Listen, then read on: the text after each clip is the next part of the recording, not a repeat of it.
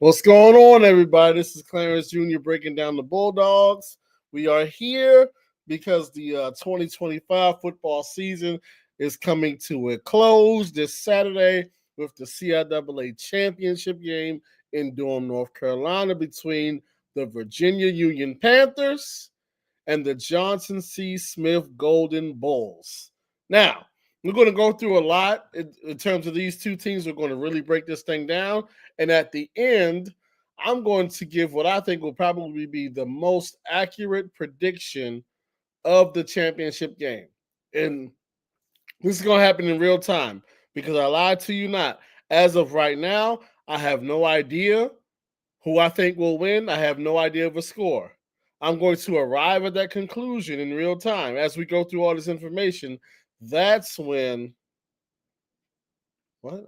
That's when I'll make a decision. All right. So we're going to get straight to it because it's a lot to cover. Let's start with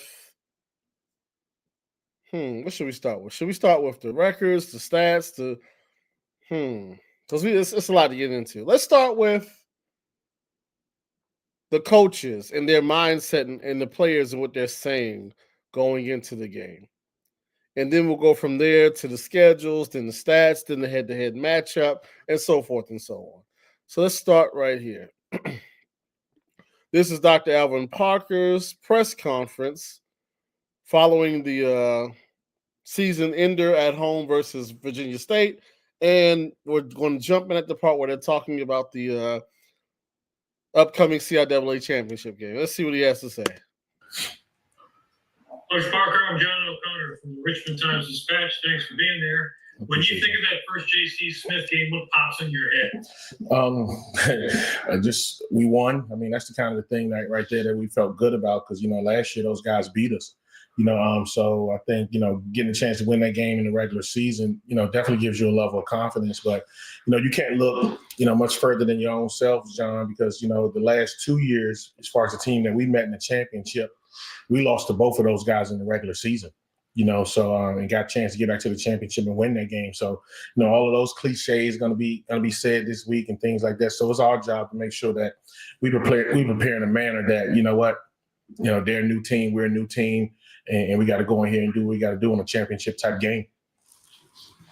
Hey, if I could follow up by asking the last coach to win back-to-back in consecutive years for CIAA championships is Joe Taylor in the mid-90s. Yeah. Obviously, he's your boss. I wonder how much counsel you seek from him, and typically, what is it about? Most of the time, he kind of tells you just to kind of, worry about the next game. That's been kind of the precedence we set this season. I think, this year's been a little different with this team. They haven't really talked championship a lot. They just kind of talk a lot of next game type of stuff. In the years past, those guys was like championship or bust type of, mentalities. These guys are a little different. We have a few new guys and a few guys that it's their first time kind of, getting as much playing time and kind of doing this thing like we're doing now. So those guys kind of take it week by week. And that's kind of what Coach Taylor is explaining to me that they did in some of those years that, they were able to, have some of those great teams that were able to put together 3 championships back to back to back. So he's done it.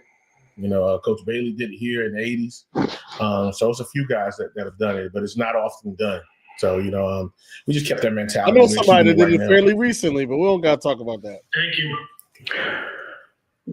What's happening, Coach or Dr. Parker? Is Don Boxer Row? How you doing? Don, how you doing? Doing good. Talk about Alvin Durham, the quarterback for Johnson C. Smith, and some of the challenges that he presents. He's one of the best quarterbacks in the league, without a shadow of a doubt. I think what he's done is put that team on his back in a lot of instances and kind of carried them to where they are right now. Those guys are 9-1. That's a heck of a season. And when you're playing that well, it starts with the trigger man. So hats off to what Coach Flowers is doing with them. Okay, we don't got to play too much of that. Let's go ahead over to, because I saw that Johnson C. Smith did some press as well leading up to this game. So let's go ahead and check out a little bit of that, and then we'll get into the real meat and potatoes. Let's see. Here we go. Virginia Union, the 1 seed. You lost to them earlier this year, I think 28-10. What do you take away from that game that's going to help you toward Saturday? Like I said, every game is never you live and you learn. So when we come to this game, we just the little mental mistakes we can't hurt ourselves. Virginia, we know it's a great team. Like the back-to-back champions, so they're gonna come prepared. We just gotta make sure we don't shoot ourselves in the foot, honestly. Like DeAndre said, they're a good team, and we have to come in with that mindset. We can't have a lot of mental errors. We have to finish moments well. We have to win moments well. We have to come together as a team. We have to be most close-knit as we've ever been. What position do you play, Joe? Defensive end. Defensive end. So talk to me a little bit about the defensive side of the ball. How good is that team? Y'all are good. I love my guys. I love my guys. From defensive line to our defensive backs, it's trust, it's love, it's hustle, it's respect. All parts of defense. DeAndre, what position? I play receiver. Wide receiver. So Yes, let's talk about the offensive side. Talk about your quarterback and his play a little bit. With the whole offense, it's very unselfish. So with any player on the offense, say if an O-line get a pancake, quarterback throws a good ball, running back, receiver make a play, we all cheering for each other. It's just all right, okay. It's not a lot there. Okay, let's get into some of the good stuff. Let's start with the two schedules from both of these teams from this particular season. We'll start with Johnson C. Smith. Well, no, we'll start with Virginia Union, apparently. Hold on, what's this? Oh, that's from the game. We're not at that part yet. We'll talk about because they did play this year, and Virginia Union won at Virginia Union, but we're not at that part. Let's go. Let's see.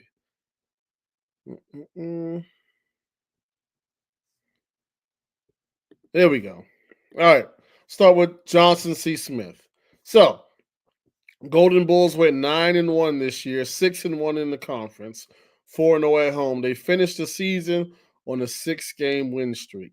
So after that loss at Union, they won every game after that. They started off neutral site, demolishing Morehouse, beat Valdosta State at home. Close game, but a win versus Elizabeth City State. Once again, the loss to Union. Demolished Bluefield, beat Virginia State by 11. Destroyed Shaw, blew out Winston-Salem State. Won a close game at Fayetteville State. That was a big game because if they would have lost that game, they might not have made the championship, but they got that one. And then they won the Commemorative Classic at home versus Livingstone in a fairly tight competition. All right? That was their schedule. Once again, 9-1, the only loss coming to Virginia Union. They had an out-of-conference game versus Morehouse and an out-of-conference game versus Valdosta State.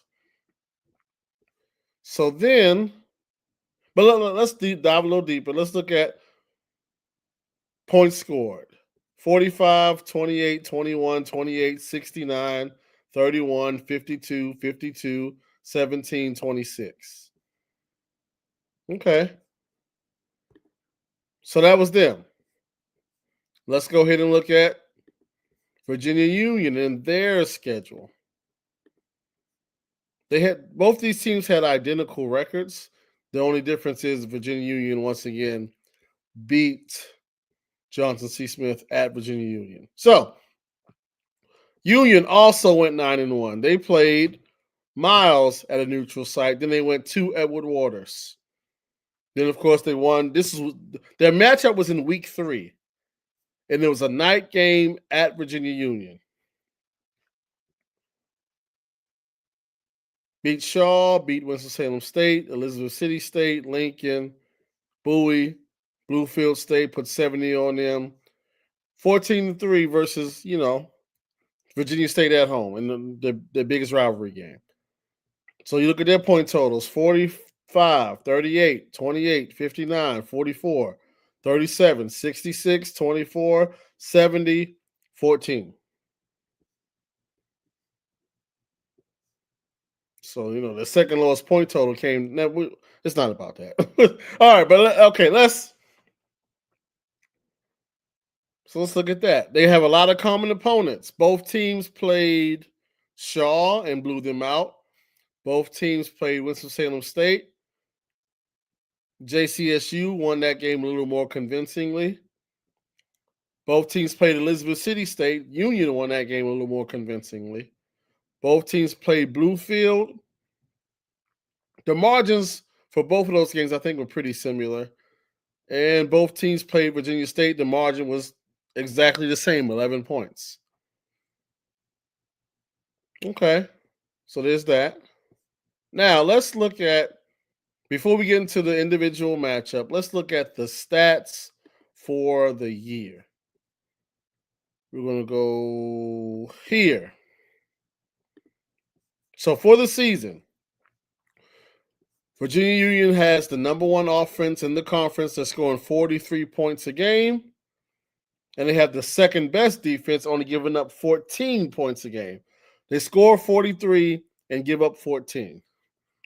They have scored 47 total touchdowns, 10 more than Johnson C. Smith, who is the second best offense. They've scored 342 points. Once again, they give up 14 a game. Johnson C. Smith is right underneath them at 18 points a game. So Virginia Union scores 8 more points than Johnson C. Smith on average, and they give up 4 points less. So that's a 12-point difference. 12-point difference. However, you do have to factor in that Virginia's Union, they did play Bluefield State and Lincoln in the same year. And so it's like, that's 2 games right there that you can expect to score 40, 50, 60 points. When you play in Bluefield State and Lincoln in the same season, and Shaw. So those 3 games, and then Miles to start the season. So it's really those 4 games against, very bad teams where you score 40, 50 plus that kind of boosts up your total points per game average. Whereas if you look at Johnson C. Smith, they also scored 50 and 60 versus Shaw and Bluefield. Now they didn't play Lincoln, so there's that. But they did play Morehouse, but Morehouse had closed the season pretty okay. So there's that. But then we have to move on to, is it time to get into the individual matchup yet? No, we'll get into, let's look at season numbers. Then we'll get into the individual matchup. So we know that Virginia Union has the number 1 offense in the conference and the number 2 defense. Johnson C. Smith has the number 2 offense and the number 3 defense. But let's look at the actual statistics for each school. So let's go here. Johnson C. Smith. We're going to look at statistics and really break this down. All right. So Johnson C. Smith, once again, score 35, only give up 17. But let's look a little deeper. They've given up 46 rushing first downs the entire season, 46 in 10 games. They have more passing first downs than rushing by 22. They've given up 28 first downs due to penalty. That's okay. But they've only given up 142 first downs the entire season. They have rushed for a total of 1,700 yards on the year and given up 1,300. That's not okay. They only rush for 150 yards a game and they give up just a little over 100. 23 rushing touchdowns, only giving up 9 in 10 games. Okay. Now passing, they pass for 250 yards a game and they throw in another 21 passing touchdowns. And they have 2,500 passing yards. Okay. They average 407 yards of offense a game. They've scored 48 total touchdowns in 10 games, only giving up 21, which is about 2 touchdowns a game. On the season, they're about 50% on third down and 50% on fourth down. They've only fumbled the ball 5 times the entire season, only lost 1. Where's time of possession? Where is time of possession? Here we go. So they possess the ball about 9 minutes longer than their opponents. Now let's look at interceptions. So they have 1 fumble on the season, and then interceptions, they have 9. So 10 total turnovers on the year. That's about 1 a game. Okay. But let's look at individual stats. So rushing. Main guy is Bobby Smith with 900 yards and 9 touchdowns. They have another guy, the quarterback, with another 9 rushing touchdowns off of 224 yards. Then they have another guy. So the main guy is Bobby Smith. He's just under 1,000 yards on the season. He has 9 touchdowns. Then we go to passing. Kelvin Durham. Completion percentage at 66%, 2,400 passing yards, 20 passing touchdowns. So he has 20 passing touchdowns and 9 rush. So about 30 touchdowns on the season at the QB position. Okay. They have 9 interceptions as a team, but he only has 7 interceptions. Okay. So that does make a difference. Okay. Then receiving. Okay, let's see. They got 3 guys with 5 or more touchdowns. 2 guys with over 600 yards. 2 guys with over 40 catches. Okay. And okay. Let's look at defense. All right. Tackles for loss. They have 1, 2, 3, 4, 5, 6, 7, 8.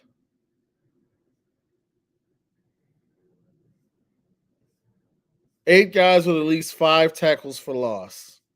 8. With at least 4 tackles for loss. My bad. Okay. They have 1, 2, 3, 4, 5, 6, 7, 8, 9, 10, 11. About 14 guys that have at least 1 sack on the season. Okay. So that's JCSU. Now let's go ahead over here and look at Virginia Union.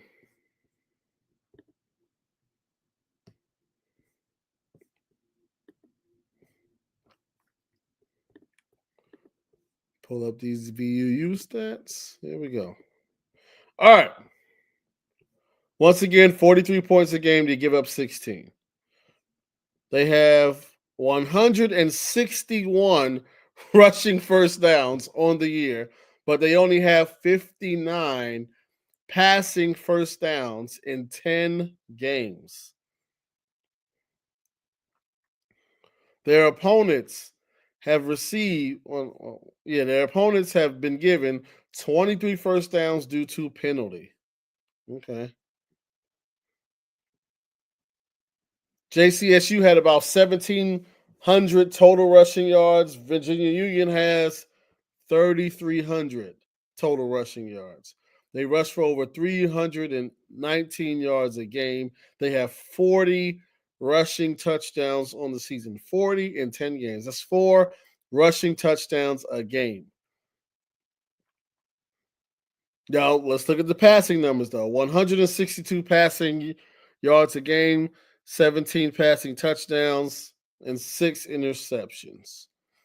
1,600 total passing yards for the season.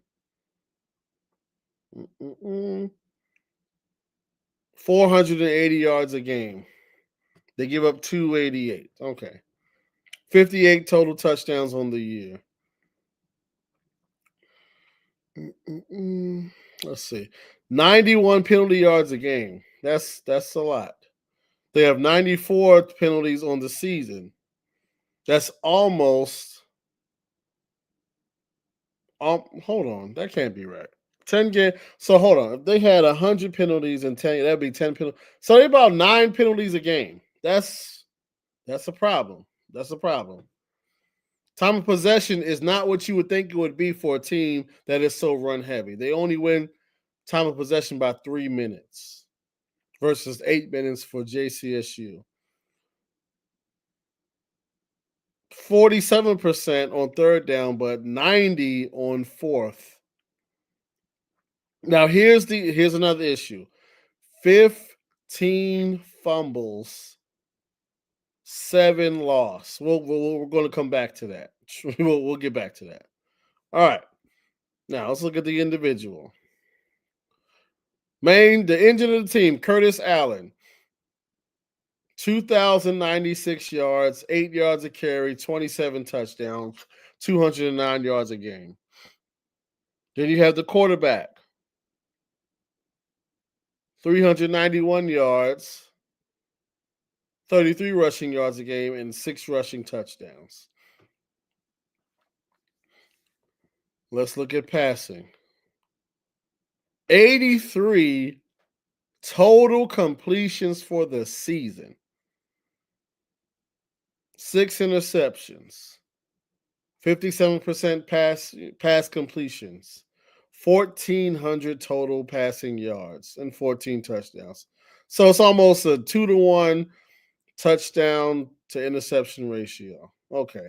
145 passing yards a game. Okay. Then we go to receiving. Nobody with 30 catches on the roster. Highest amount is okay. So we see. Okay, all right. That's pretty good. Okay, that's interesting. I'm kind of okay. I told you I'm a pick a winner in real time after looking at all the stuff we got going on here. All right, so now we'll actually look at the individual. We'll look at the matchup that they had. Before we look at some of the footage, we'll look at the stats from that game. All right. JC, first down's pretty much even. Obviously, one team had 6 more rushing first downs. The other team had 6 more passing first downs. Okay, as you would expect. They did hold Union to 200 total rushing yards, which is a win versus them. They got 100 rushing yards themselves. The problem was the 4 rushing touchdowns. 5 yards a carry. That's, versus Union, you did pretty well. They had 193 passing yards, but they did have an interception. And 193 on 35 attempts is not good. But look at this. Union had 5 completions in the entire game. 5 total completions. Union had about 40 more yards of total offense. 40 more yards of total offense with 14 less plays. But we see the recurring theme, fumbles by Union. Both teams had over 10 penalties in this game. Goodness gracious. All right.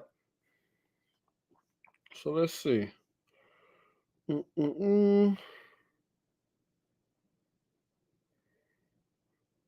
Union won time of possession in this game JCSU won time of possession by 3 minutes. They were 5 of 13 on third and fourth down. Union was even worse at 2 of 9. But 4 red zone possessions, 4 touchdowns.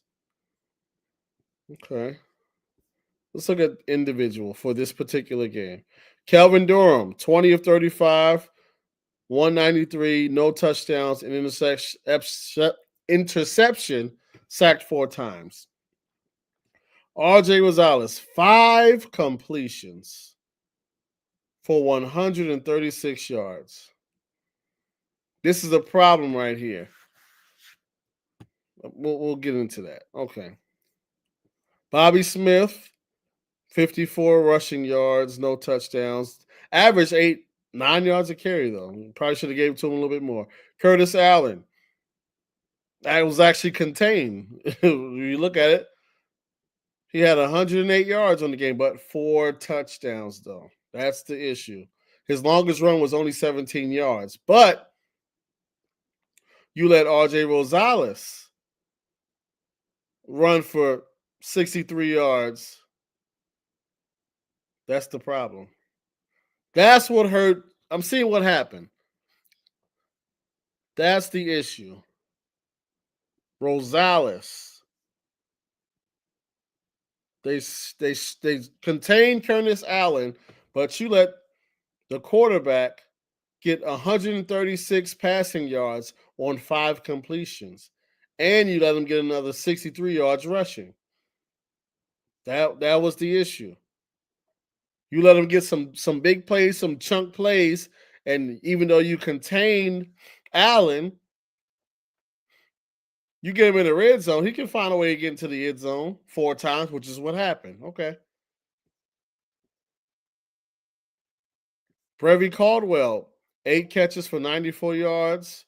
DeAndre Proctor, 7 catches for 75 yards. Union, we don't got to talk about that. We don't got to talk about that. Okay. Okay, interesting. Now, let's look at, we're not going to watch the whole thing, but we're going to look at some of this game. What happened? How did Union win this game? What jumps out to you about this game? And then we're going to get into a pick. We done looked at the season stats, the individual stats, the stats from the matchup. Now let's look at some footage from the actual Week 3 matchup itself. An 86-yard 2-touchdown performance for the Panthers. We're nearly set to kick away here from Hovey Field. Johnson C. Smith will kick it to Union to begin us off. And the punt will be from Lucas Smolin. The London native gets it all the way down. On the receiving end for Union, finds the edge, and this is a big one. Union gets it down. He's still going. What a return. No flags on the field. Union gets it going, taking it back to the house. You see, that's the problem. See, some of you probably already knew this happened. You already saw this game. I didn't see this game because when this game was going on, I was traveling back from Livingstone. So I didn't see this game, but okay. I don't know if it's stood or not. We're going to see. With the return, showing off why he was preseason all-conference. Open up the game with a kick. Amidst all the celebration, they are going to rule. He stepped out at the 37-yard line. The fans here in attendance, not a fan of that call. He was close. He had to tightrope it. That's still a big tightrope it as well as he thought he could. And so Union will set up shop on Johnson C. Smith's 37-yard line. That's a big play to start the game. Fantastic here to start 2025. He gets it going with a rush for about a 4-yard gain. RJ Rosales out of the shotgun. It'll set up 2nd and 6. Curtis Allen to his right. Johnson C. Smith showing blitz. Latrey Bass comes in. RJ Rosales points him out, gets it all reset up. Snap comes. They're going to hand it right back off to Curtis Allen. He rumbles for another 4. It's going to make it 3rd and short. Hey, 4 times 3 is 12 yards. That's a first down. So, and why you giving them all they need is 4 yards here, 4 yards there. Okay, they're gonna hand this off here at Union. Was a standout running back, and for sure, Jada Byers last year was one of the top running backs in all of Division II, and Curtis Allen has kind of taken that from him this season. Although he is stuffed there, it is a scrum of Golden Bulls. Does not let Curtis Allen get the necessary yardage. Down, they'll still go for it, even if you stop them on 3rd. So they're gonna run the ball, and they're gonna keep running it. The play call is gonna come in. That kick return that hurt him. Couple substitutions being made on the Johnson C. Smith side as it sets up a 4th and short, 4th and maybe a yard. Because if you cover the kick properly, now it's 4th down over the right tackle. There's territory. Right there, Curtis Allen is stuffed again. I don't think he got the necessary yardage. It's going to depend on a spot. Very close here. Union with the aggressive decision to go for it on 4th and short in the Johnson C. Smith territory. And they are going to say he did not get it. He needed a full yard. He got a half a yard. And it's going to be 1st down. That didn't hurt him too much. 6'3", 215, redshirt senior. Transferred in from Fort Valley State. He's looking to pass, goes here near sideline, was looking for Brevin Caldwell. Preseason All-American. Avante George in motion. He's looking there, dumps it off short to Bobby Smith, who gets blown up in defense. That allows 42% of third downs to be converted against him.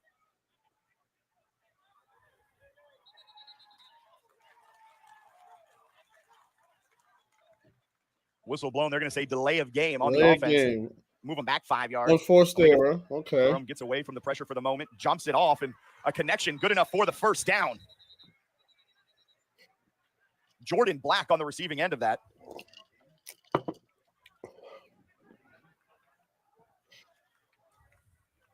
Oh, another mistake. Lots of mistakes early. Excuse me. That has to get out and run with it.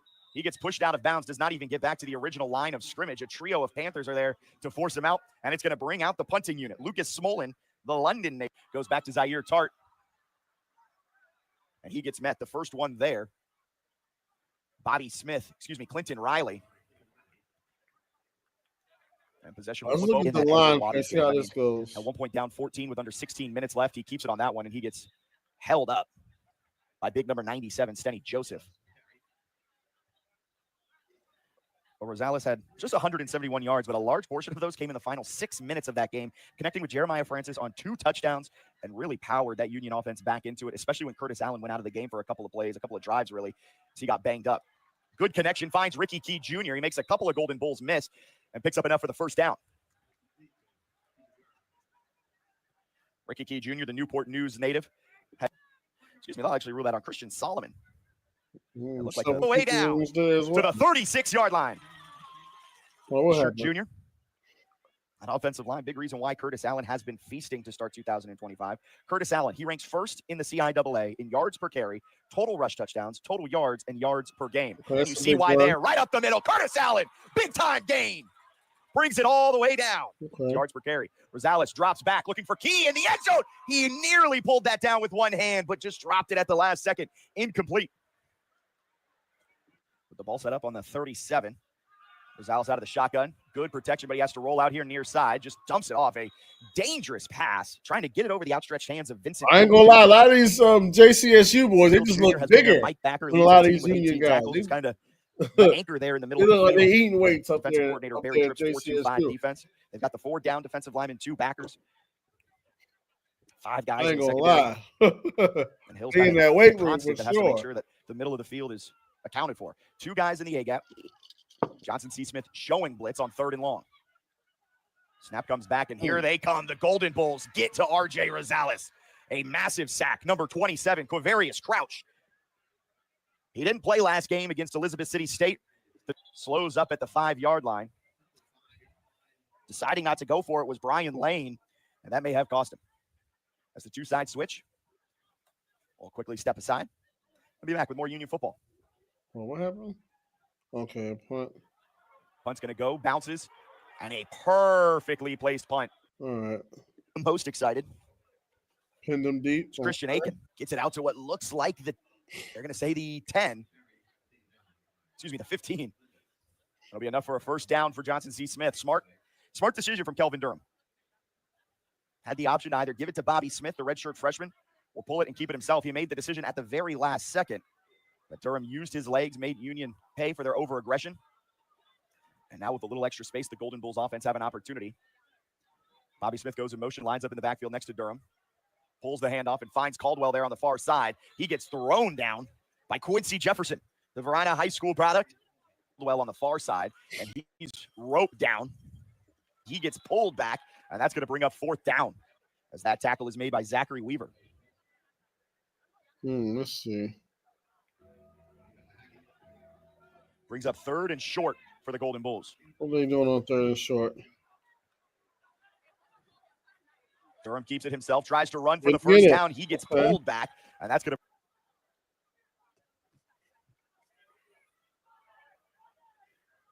No return. The ball will just slowly stop its roll at the 35-yard line.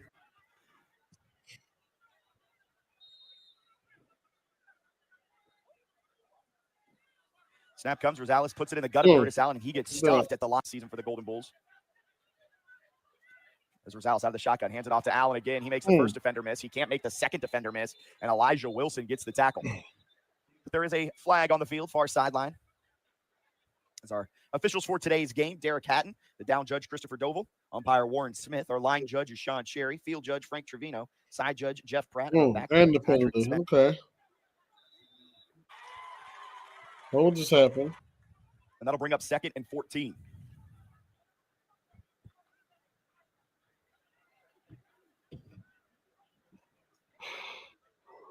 Rosales out of the shotgun, has to step up, avoiding the pressures, looking for Key down the field. He connects. Big time gain for the Union offense. Okay, it's a lucky play, but okay. It happens.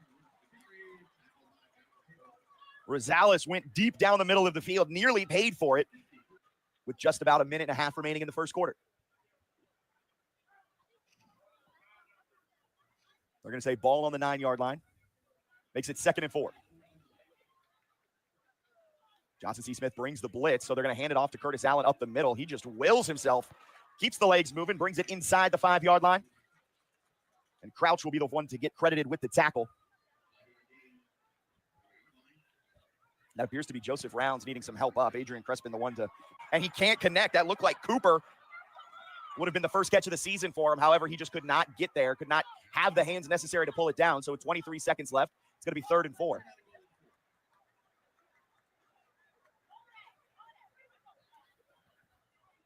Excuse me, 2nd down and 4. Goal to go situation.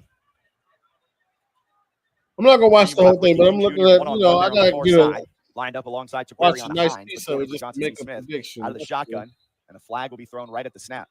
Another penalty? Or did they call a timeout? Before the flag, though, it'll be a timeout. So they're about to get a delay of game. Okay.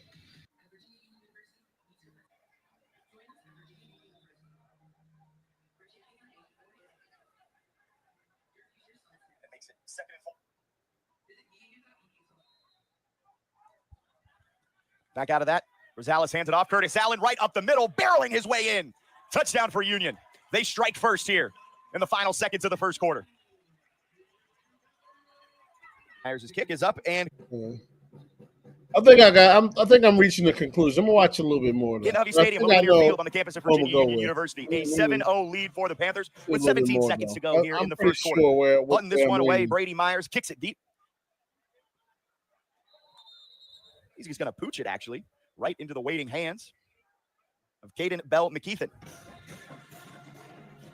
So Union's band coming alive as their Panthers hold a 7-0 advantage over Johnson C. Smith's, who offense has sputtered a little bit here.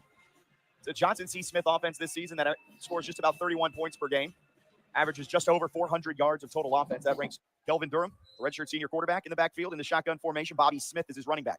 Coming up showing blitz, it's going to be Jefferson off the edge. And a trio of Panthers stuff Bobby Smith. Relationship helped them kind of forge something that went through the recruiting process. We'll finish.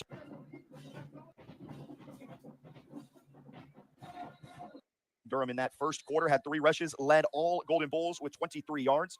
He went 3 of 4 through the air, 10 yards as well. And he's starting this one off with a completion far side to Brevin Caldwell.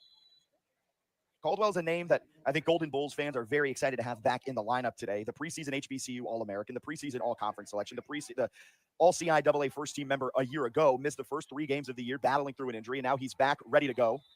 This is a guy that had 1,090 receiving yards last season, 8 touchdowns. In his career, 2,208 of the season. Going to be 2nd and 10. He looks here near side, decides to pull it down and run with it, finds a little green grass to that far sideline, gets pushed out, and that's enough for a Golden Bulls first down. I was talking with head coach Maurice Flowers coming into the week, and he said, 3 rush touch to Kelvin Durham. So he goes out that far. Johnson C. Smith and his quarterback coach, Darius Jackson, who's the current quarterback coach at Johnson C. Smith, was the starter ahead of Kelvin early on in Kelvin's career. As he's looking deep, will just go over the outstretched hands of Quincy Jefferson, the intended target. Oh, yeah, I've seen enough. All right, so after taking everything into consideration, looking at everything, I'm ready to make a prediction. Saturday, and I hope I see some of you guys there, man. Let's just chop it up. But Saturday, Johnson C. Smith is going to win their first CIAA championship since, I believe, either 68 or 69, one of those two. I know it was in the late 1960s, was JCSU's last and only football championship. Well, Saturday, JCSU is going to capture their second football CIAA championship. I think Kevin Durham is going to have time to pass. He's going to connect with receivers, and he's going to be a threat with his legs. I think Bobby Smith is going to have a solid game. I think RJ Rosales is the weakest link on both of the two teams. And he's going to wind up hurting Virginia Union. Also, I don't think Virginia Union's secondary is all that impressive. And I think Johnson C. Smith is going to have a time with that secondary. Curtis Allen will have a solid game, but Curtis Allen is going to put the football on the ground in this game. He's a very strong runner, and once he gets in full stride, good luck trying to catch him or get him down. But once again, Curtis Allen has a habit of putting the football on the ground. And he's going to put the football on the ground in this game. Coach Flowers has gotten over the hump, winning big games, getting to the championship game. They're going to clean up some of the issues in terms of the big kick returns and some of the penalties. Johnson C. Smith is going to win this game convincingly. And I already know what y'all saying. No, this is not any VUU hate. Shout out to VUU. I don't have nothing against them. I'm just being real with you. In my personal opinion, Johnson C. Smith is going to win this game in a convincing manner. So there you have it. I'll give you a score, matter of fact. The CIAA championship is going to go like this. Johnson C. Smith scores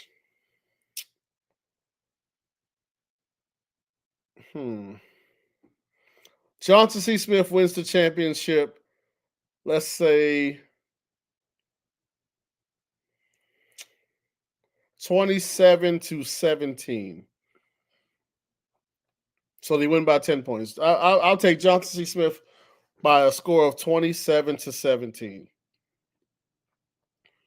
Curtis Allen rushes for about $180. I'll give him 2 touchdowns and 1 lost fumble. RJ Rosales, less than 150 passing yards, 2 interceptions. They have 3 turnovers in this game and 9 penalties. And once again, they lose convincingly to Johnson C. Smith. That's my prediction. So there you have it. We'll see who's right and we'll see who's wrong, but I'm rolling with JCSU in this game.